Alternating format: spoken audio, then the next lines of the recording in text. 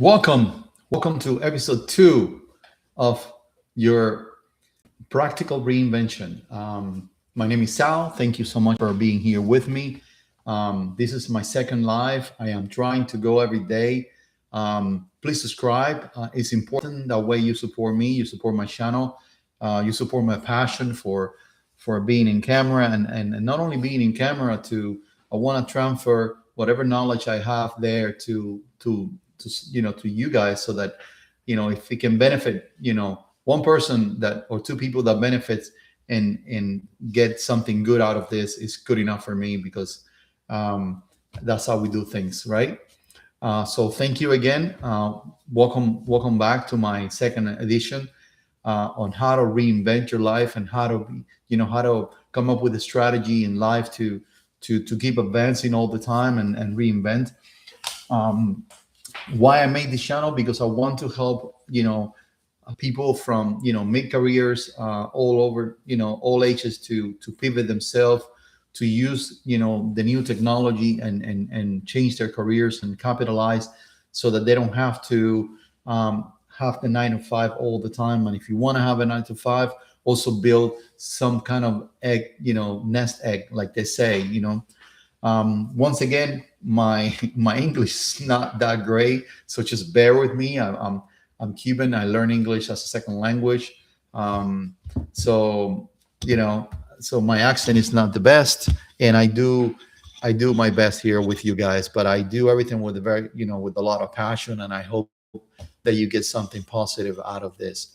So in this episode, I want to speak about the difference, like for example, in South Florida, real estate in South Florida is kind of like very high right now. I'm a realtor myself, by trade. I have my license and everything else, even though this is my main passion, being a coach and being talking here in YouTube. But I do have my license as a real estate Florida, and I've been involved in real estate for a long time, and I've been seeing the trend now that South Florida is actually a great city, right? But it's kind of like priced out.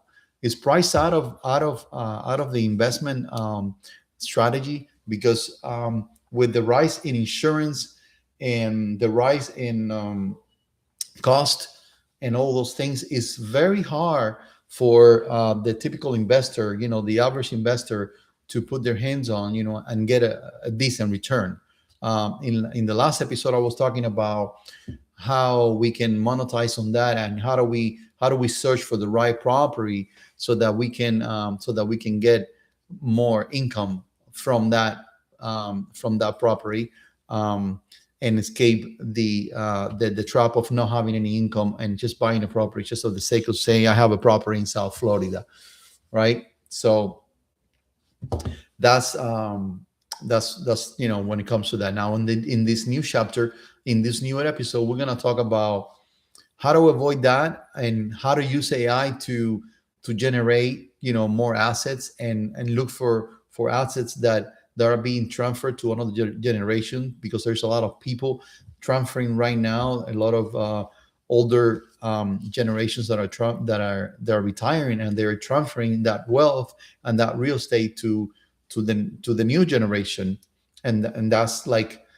something that that is happening at this moment right now. And then also shifting from how to shift from being a high pay employee to a high perform system architect. What I mean by that is that how do we utilize all the tools we got nowadays to perform better as a high performer, as a business person, as an entrepreneur? How do we perform like that? What do we utilize? What tools do we utilize to be able to do this?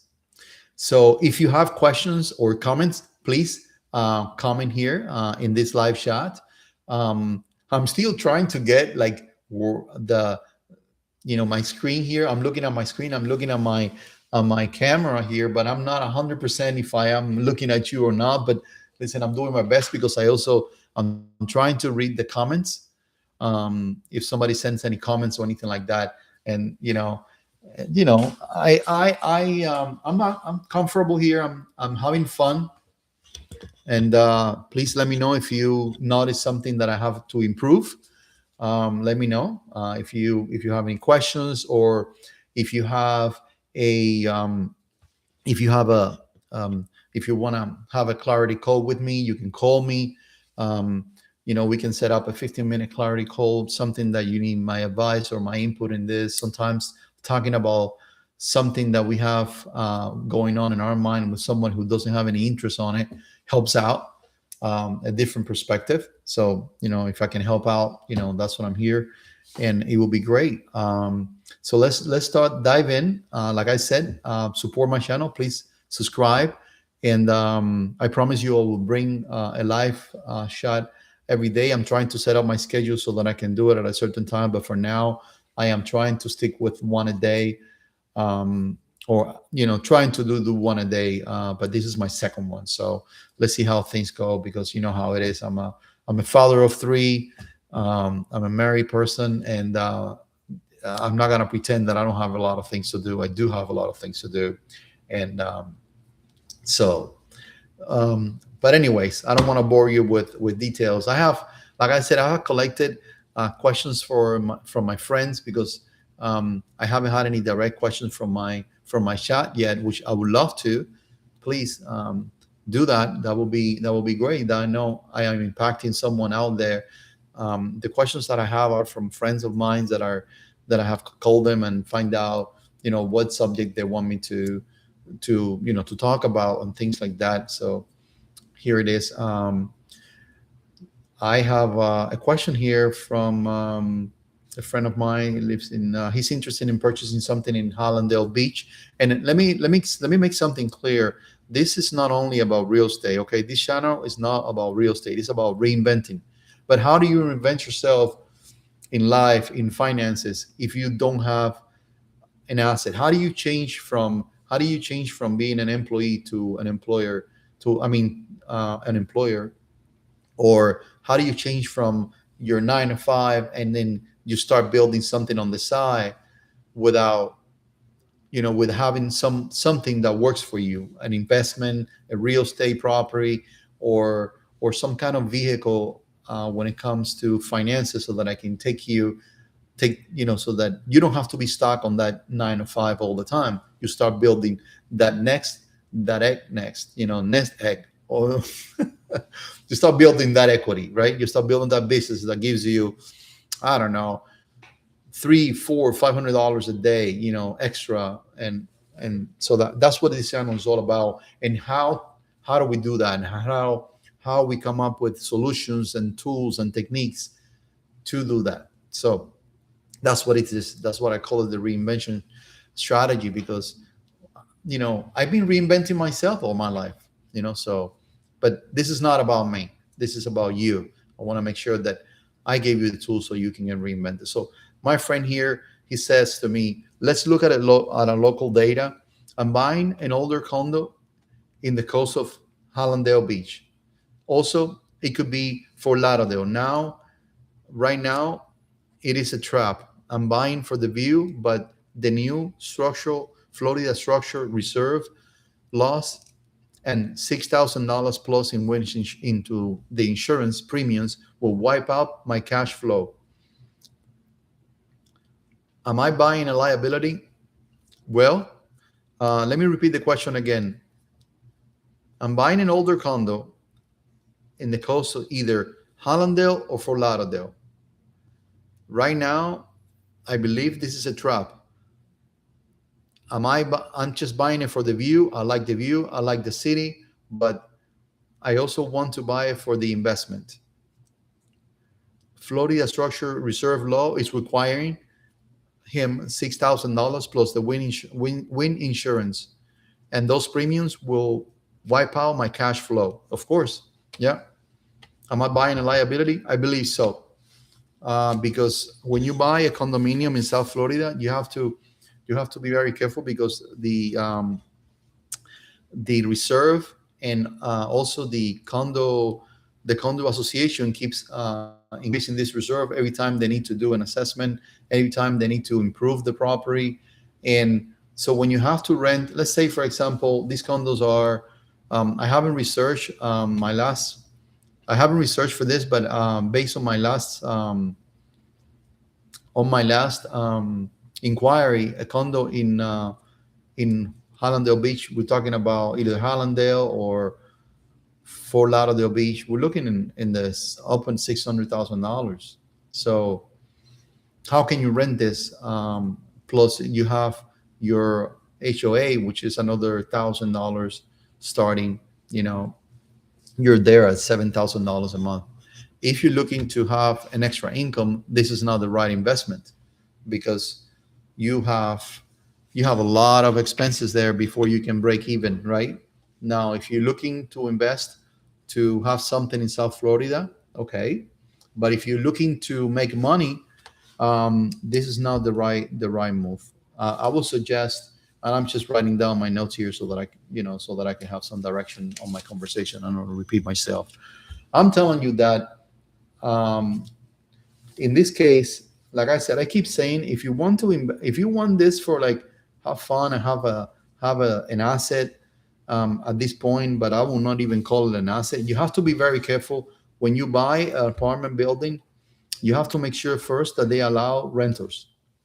How long does the rental allows it? Not only that, do they allow Airbnbs? Do they allow short-term rentals? How long? How many short-term rentals can you have per year or per month?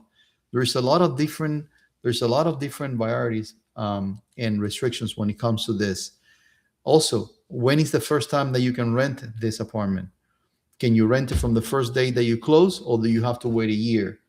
If you have to wait a year, you have to have a year of, if you're not going to move right away and you are, let's say, a foreign investor that live in another country or in another city, you have to move.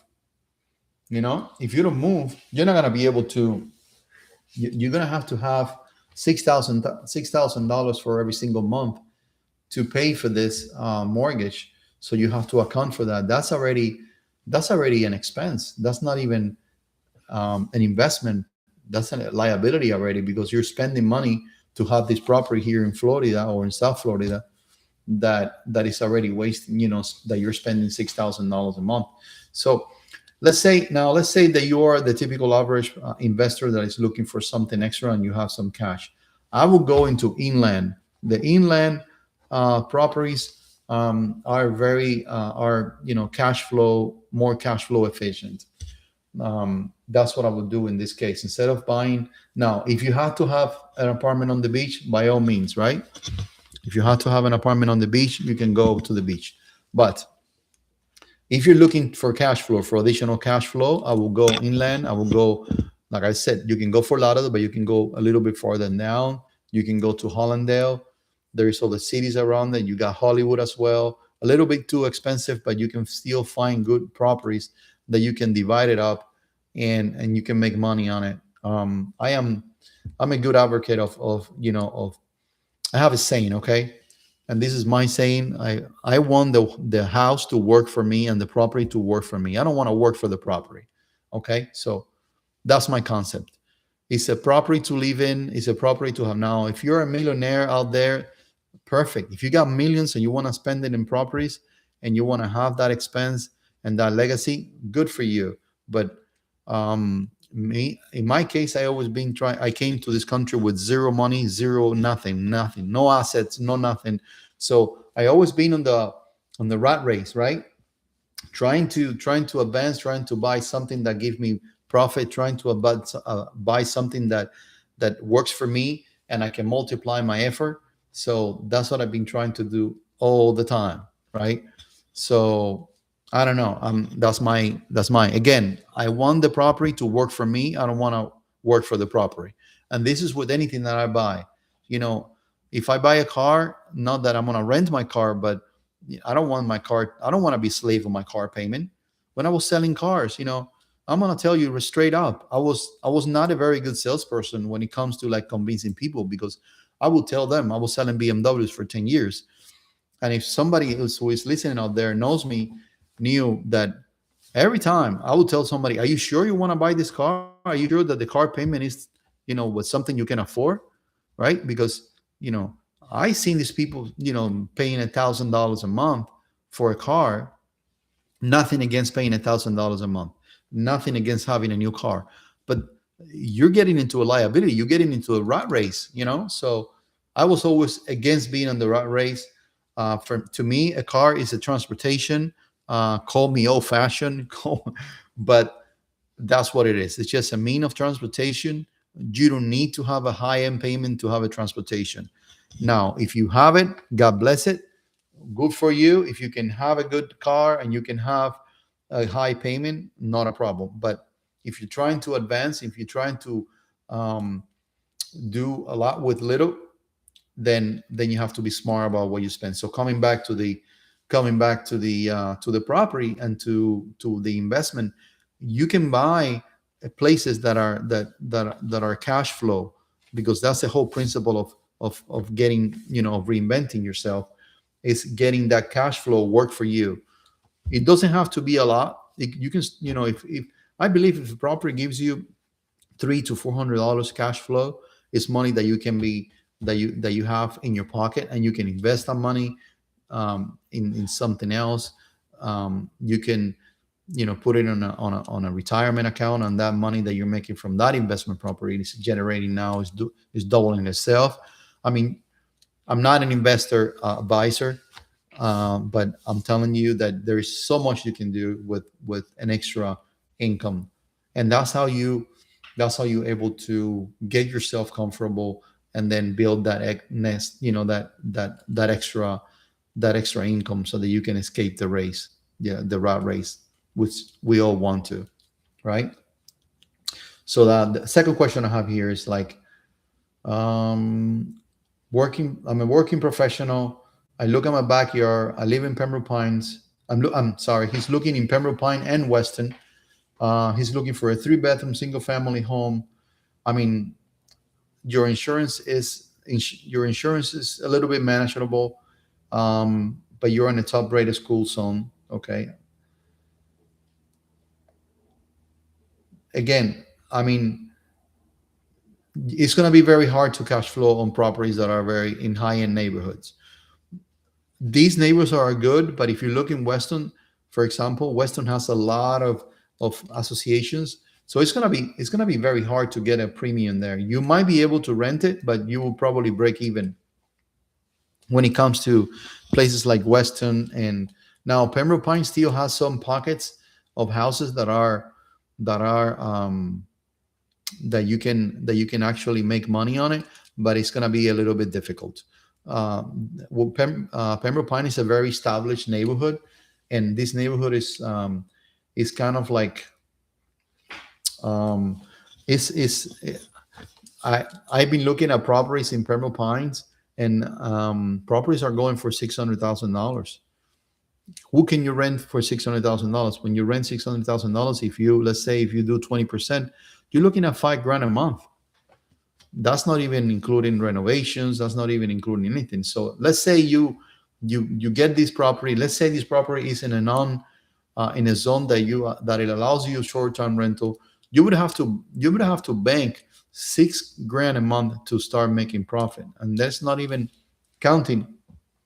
Let's say you decide to go for the short term rental. You could actually, but you have to put preparation. You have to put furniture. You have to make it nice and look good. Otherwise, you're gonna get bad reviews. You have to have a good setup. I'm not saying you cannot be, but you have to do your numbers there, because I mean, you can run into a lot of expenses before you can make any penny. And you also have to count, like, a good way of, I always advise my clients on this. A good way of doing this is you need to only do 20 nights of the month. Always count that worst case scenario. 20 nights of the month rented only, 10 nights not rented. And that's a little bit optimistic. I go for the optimistic side. I think in South Florida, you're always going to be rented 20 nights of the month for sure. 10 nights, maybe not. Now, if you price it too high, when it comes to short-term rentals, you're gonna be a little bit difficult to rent it. But let's say the house allows you to, or you can actually set up a house that you can rent it by rooms. You can also rent it by rooms. This requires, having like electronic doors in every single room, and then you're gonna have a less quality clientele, people who don't care to share rooms. You can also have roommates. You can also have students.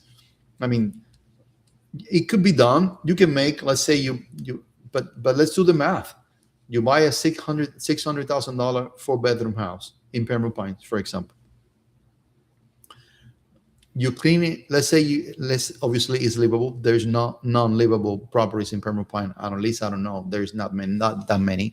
But let's say you clean it up, you paint it, you spend $3,000, rehab it nicely. You leave the same thing, just paint it. Okay, and then you spend another $6,000 in cheap furniture, and you set it up.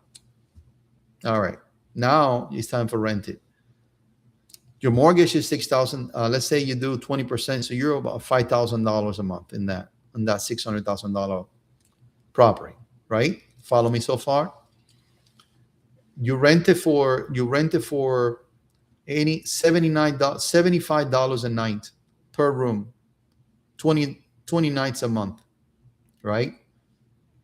I am not gonna do math over here for you guys, but I'm just giving you, based on my experience, out of the top of my head, numbers, numbers are pretty accurate, by the way. But I don't want to put like numbers on the screen or nothing. So it's just for you to have an idea, right? You can do the math later on. But if you buy a property, $600,000, you decide to split it, and you got 4 rooms, and each room you put a lock on it, and you do Airbnb rooms. Everybody sharing the same kitchen and the same bathroom, right? Which it could be a little bit of a hassle, but you would have to have a housekeeper that comes in constantly to service this bathroom. But maybe you can do it in a way that the people from one side of the house use one bathroom and the people from the other side use the other bathroom. It could be done. If you need to tailor this idea, then you can give me a call, and I can walk you through it. And for a small fee, I can always give you this advice, but more detailed to your needs. But anyways, if you do this, you're only connecting maybe $1,500 tops per room per month. So you're almost at the $5,000 mark there, profit. You're breaking even almost. And that's not even counting if you have slow nights. You would have to price very low. You can also buy houses that have like big garages, and you can convert that, but that requires a more upfront cost. So you have to, it's going to cost you about $20,000 to $25,000 to convert a room or a garage. You can also look for houses that have like a big patio and put a big, a big shed in the back. And if the city allows you, you can find out the laws. You can kind of like rent that too. But that's a different conversation altogether. But the bottom line, to answer this question, Weston is a great city if you have no issue and you want to raise, your kids in a good environment.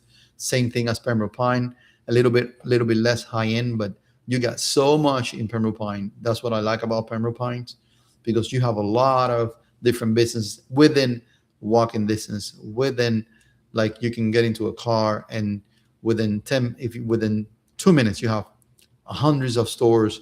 You got Weston is a little bit more exclusive. You have less businesses, but you pay for the exclusivity. The schools are more tied in. Pembroke Pines is a little bit more mixed when it comes to schools. So, but either way, it's good. Either way they're good. Depends on your budget. Talking about maybe a difference between Pembroke Pines to Weston houses, somewhere in the $200,000 range, believe it or not, depending on the neighborhood and the size of the house also. Okay. So next question I have here is, how can I use AI to find properties? Oh, that's an easy question. How can you use AI? Well, to use AI to find properties, you have to, you can just go to, you can go to ChatGPT and obviously everybody knows how to do this, right? But there's a little bit more to it than just finding it. If you want to target specific a specific niche or a specific um, area, you would have to um, give it a very targeted prompt. Um, so prompting AI is a class of itself. It is something that requires practice, but anybody can do it. You can prompt AI. For example, you can tell, I am looking for properties in, let's use Hollywood just as an example. I'm looking for property in Hollywood. I want to spend between 600,000 and 800,000. Let's do more realistic. I want to spend between 400,000 and 600,000. I have a budget to fix the property of $20,000. I have a score of this, of how much, your credit score. You can give your credit score. You can also tell that you're looking for a good school area. You can actually give it the rating. I want an A school. I don't want it to be too far away from the beach. I don't want to be in an area that there is a lot of business. So you can give it all these specifications to AI, and it can help you identify the exact, but you have to give content to your search. It is important not to say, I'm looking houses in Pembroke Pine, I'm looking houses in Hollywood, I'm looking houses in Western. When you do your prompt, you make sure that you do a good prompt, and you give specific information to that prompt.